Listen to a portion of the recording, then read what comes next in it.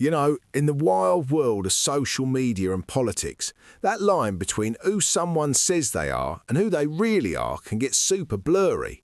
So what happens when a public figure who builds his entire brand on fighting crime and demanding integrity gets hit with a scandal that's a little too close to home? Well, let's get into it. So, on one hand, you've got Paul Thorpe, the self-proclaimed crime fighter, the defender and a little guy. But on the other hand, sources paint a totally different picture. This explainer's all about these two faces and the scandal that smashes them right into each other. Alright, first things first, let's talk about the brand. Because Paul Thorpe has spent years carefully, meticulously building this public image of himself as a man of rock-solid standards, a real champion for justice. And look, these aren't just labels that other people gave him, no way. These descriptions, they come straight from his own YouTube channel, his own promotional stuff. He's actively putting himself out there as a watchdog, a guardian against the exact kind of stuff we're about to get into. Wow, I mean that is a powerful statement, right? He's basically daring you, daring anyone to find a single flaw. He is claiming he is a completely open book. It's a really bold move, and it sets the bar incredibly high for his own behaviour, because his entire brand is built on this idea that he has absolutely nothing to hide. Okay, so that's the brand, that's the standard he claims to live by. Now let's see how he applies that standard to other people, specifically his political rival Rupert Lowe. In the messy, often nasty world of online politics, Thorpe has really zeroed in on one particular attack against Lowe. He says a leader isn't just responsible for what they say, but for what their supporters and allies say and do too, even anonymous people online. We're talking guilt by association.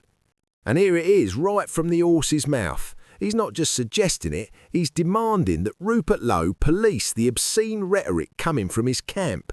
He's setting a very clear standard. If you're the leader, the buck stops with you. You're accountable for your entire network.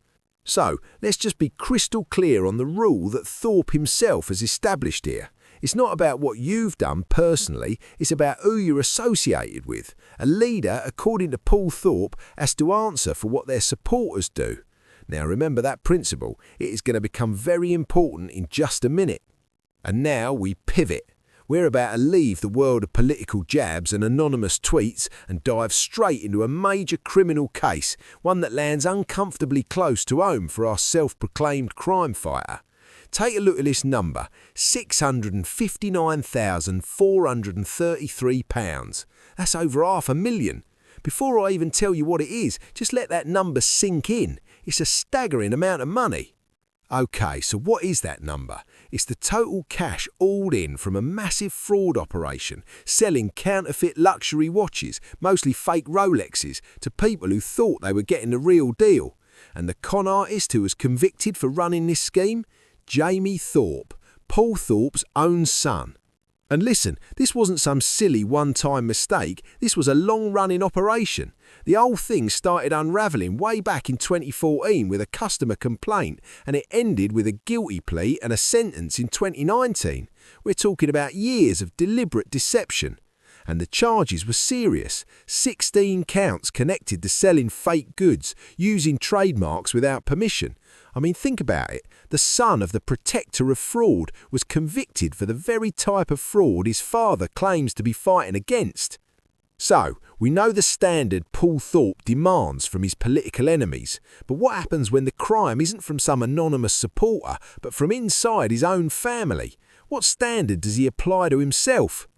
This is it, right? This is the central question. How does a crime fighter react when his son is a fraudster? Does that principle of guilt by association still hold up when the associate is your actual son, and the crime isn't just some obscene rhetoric online, but a major criminal conviction for fraud? What happens to those high standards then? Just look at this. The difference here is absolutely staggering. For Rupert Lowe, the rule is total responsibility for what other people say. For himself, no. A complete and total firewall. His son's criminal issues, he says, are his and his alone. That standard he was hammering his rival with is just gone. Poof, vanished. And in his official statements, Thorpe doesn't just put up a firewall, he tries to pretend the connection is barely even there. He talks about his son not as his son, but as a relation of mine, as if he's some distant cousin he bumps into at weddings. It's a deliberate attempt to minimise and distance. And there you have it. That's the final nail in the coffin of his double standard. With one sentence, he completely dismisses the exact principle, guilt by association, that he uses as a political club to beat his opponents. It seems when the association is useful, it's a moral imperative. When it's inconvenient, well, it has fuck all to do with him. So, for this last part, let's tie these two threads together, the fake watches and the political game playing, because according to sources, they reveal a much deeper theme. This slide really gets to the heart of the matter. You see the inner guts of a watch on one side and a shattered ballot box on the other. Both of these images are really asking the same thing. What's real here and what's fake? The core issue, it seems, is all about authenticity.